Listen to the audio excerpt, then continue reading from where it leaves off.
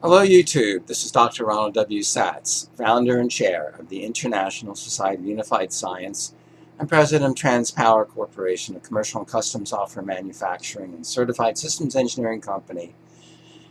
And I work as a systems and mechanical engineer and as a theoretical physicist.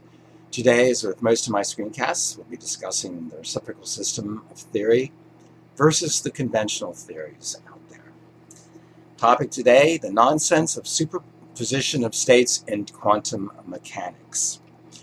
So as we like to do, I'll go to Science Daily for the latest research news. I'm doing these YouTube screencasts based on my WordPress blog, www.reciprocalsystem.guru. So anyway, the title of this article is Weird Quantum Effects Stretch Across Hundreds of Miles. Scientists have discovered strange quantum effects hold even over hundreds of miles. In the longest test of quantum mechanics, researchers find neutrinos traveling over 450 miles at close to the speed of light have no single identity. So what they say here, quoting from this article, in the world of the quantum, infinitesimally small particles, weird and often logic-defying behaviors abound. Perhaps the strangest of these is the idea of superposition, in which objects can exist simultaneously in two or more seemingly counterintuitive states. Well, this is crap, as you can probably realize. Let's see if there's anything else worth mentioning here.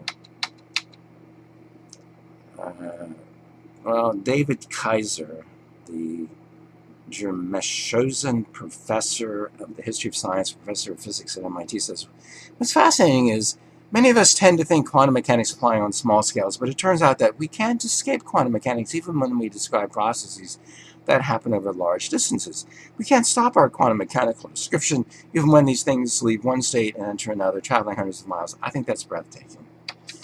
Well, this is nonsense, as usual. Most of modern physics is a bizarre mythology.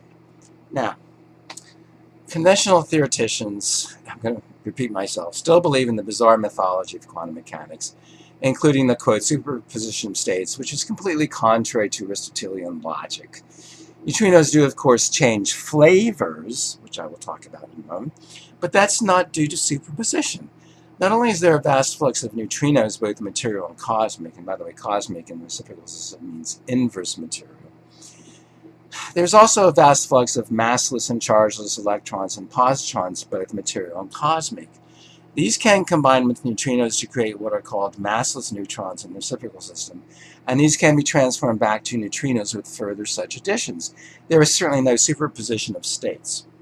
Okay, let's take a look at a page from my magnum opus, Existence and Interactions, a computational treatise of the reciprocal system, the true theory of everything. This section is called Neutrino Mass and Energy, Flavor Changes, in quotes. I'm going to just read this section here. The M neutrino, M means material. The material neutrino can be identified as the electron neutrino in conventional physics, and the C, or cosmic neutrino, or inverse neutrino, can be identified as the anti-electron neutrino. The massless M neutron can be identified as the muon neutrino, and the massless C, or cosmic neutron, can be identified as the anti-muon neutrino. There are no other neutrinos in the reciprocal system, so it's probable that the so-called tau neutrino is really just the M neutrino, and the anti-tau neutrino is really just the C neutrino. Neutrinos in the reciprocal system have zero mass, which contrasts with conventional theory, which says that they have a small mass, which is necessary to explain the so-called oscillation between flavors. According to reference 36, and these are data references, published 1973, the mass of the electron neutrino is given as less than 60 electron volts, and the mass of the muon neutrino is less than 1.6 electron volts. According to reference 34, which was published considerably later, in 2008, the mass of the electron neutrino is stated to be between 0 and 200 milli-electron volts. The mass of the muon neutrino is stated to be between 9 and 200 milli-electron volts. And the mass of the so-called tau neutrino is between 0 and 200 milli-electron volts. So the estimates have come down considerably over the period from 1973 to 2008. And they'll probably come down to 0 in the not-too-distant future. Anyway, let's get on to these flavor changes.